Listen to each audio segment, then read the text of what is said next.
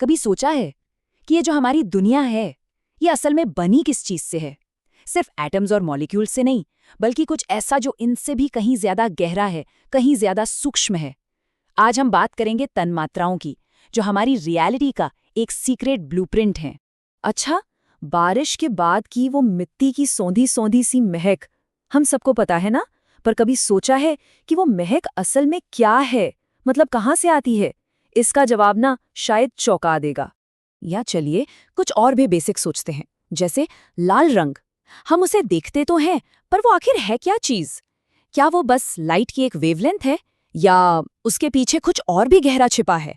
तो देखिए, एक प्राचीन दर्शन शास्त्र के पास ना इन सवालों का एक बहुत ही रेडिकल, एक बहुत ही अनोखा जवाब है। वो कहता है कि ये जो अनुभव हैं, ये महक, ये रंग, ये सिर्फ ऐसी चीजें नहीं हैं जिन्हें हम फील करते हैं, बल्कि यही वो चीजें हैं जिनसे ये पूरा का पूरा यूनिवर्स, ये ब्रह्मांड बना है। है ना कमाल की बात? तो चलिए रियलिटी के इस ब्लूप्रिंट को जरा खोल कर देखते हैं और शुरू करते हैं इसके सबसे बेसिक कॉन्सेप्ट से। तो सवाल उठता है, ये तन्मात्रा आखिर है क्या? देखिए, इनको ऐसे समझिए कि ये वो सबसे फंडामेंटल, सबसे सूक्ष्म एसेंस हैं जिनसे हमारी पूरी फिजिकल दुनिया बनती है। मतलब सिंपल शब्दों में कहें तो ये खुद साउंड नहीं है, बल्कि साउंड की प्योर पोटेंशियल है। ये रंग नहीं, बल्कि रंग होने की संभावना है। इसे और भी आसान बनाना हो तो ऐसे सोचिए, जैसे डीएनए किसी भी जीव का ब्लूप्रिंट होता है ना? वैसे ही तन्मात्राएं पूरे यूनिवर्स का सेंसरी डीएनए है। क्या कमाल का आइडिया है! और पता है, इसी सेंसरी डीएनए से वो 5 कॉस्मिक क्वालिटीज निकलती हैं, जो हमारी जानी पहचानी हर चीज को शेप देती हैं। चलिए जरा इनको और करीब से देखते हैं। अब यहाँ पे मामला और भी दिलचस्प हो जाता है। ये फिलॉसफी रियलिटी की हर बेसिक क्वालिटी को न सिर्फ हमारे एक सेंस से जोड़ती है, बल्कि एक ज्योमेट्रिक शेप से भी। सोचिए, आकाश यानी स्पेस जुड़ा है आवाज से, वायु जुड़ी है टच से, तेजस यानी आग वो जुड़ी है देखने से, आपस यानी पानी स्वाद से, और पृथ्वी गंध से। मतलब सब कुछ एक दूसरे से पूरी तरह से जुड़ा हुआ है। और हाँ, ये कोई आज की नई नई इंटरप्रिटेशन नहीं है। ये जो तस्वीरें हैं, ये 19वीं सदी की हैं, और ये दिखाती हैं कि उस जमाने में इन कॉन्सेप्ट्स को कैसे विजुअलाइज किया जाता था। हर क्वालिटी को एक खास वाइब्रेटरी फॉर्म दिया गया था।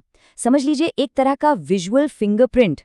लेकिन एक मिनट, आवाज या रंग की सिर्फ पॉसिबिलिटी से वो असली फिजिकल दुनिया कैसे बनती है, जिसे हम छू सकते हैं, देख सकते हैं?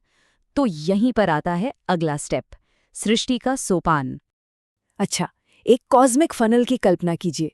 सबसे ऊपर टॉप पर है प्योर अनमैनिफेस्टेड चेतना।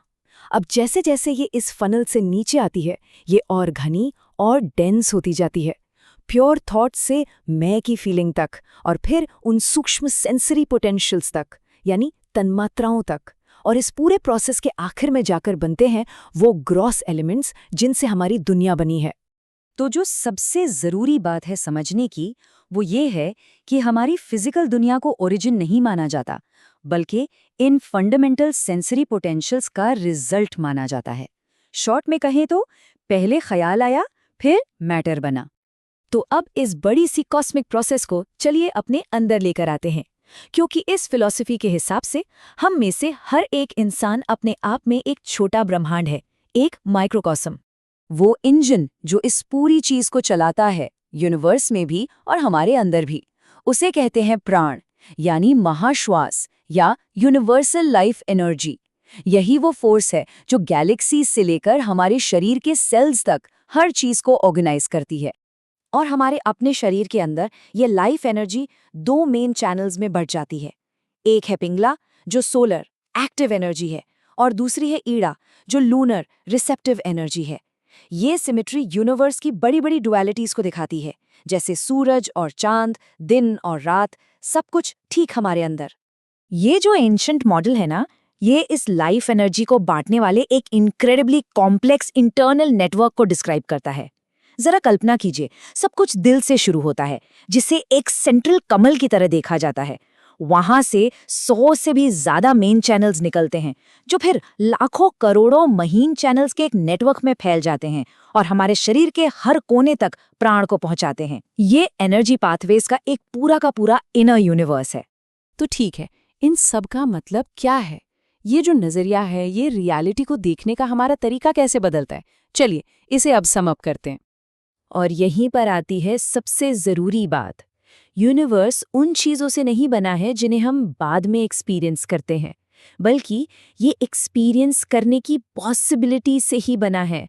साउंड, विजन, टच, ये सिर्फ एक्सपीरियंसेस नहीं है, यही तो एग्जिस्टेंस का, अस्तित्व का रॉ मटेरियल है। और ये हमें एक बहुत ही गहरे आखिरी सवाल पर लाके छोड़ देता है। अगर रियलिटी सेंस करने की, महसूस करने की क्षमता से ही बनी है, तो अपने महसूस करने के तरीके को बदलकर हम क्या-क्या बना सकते हैं, क्या-क्या क्रिएट कर सकते हैं।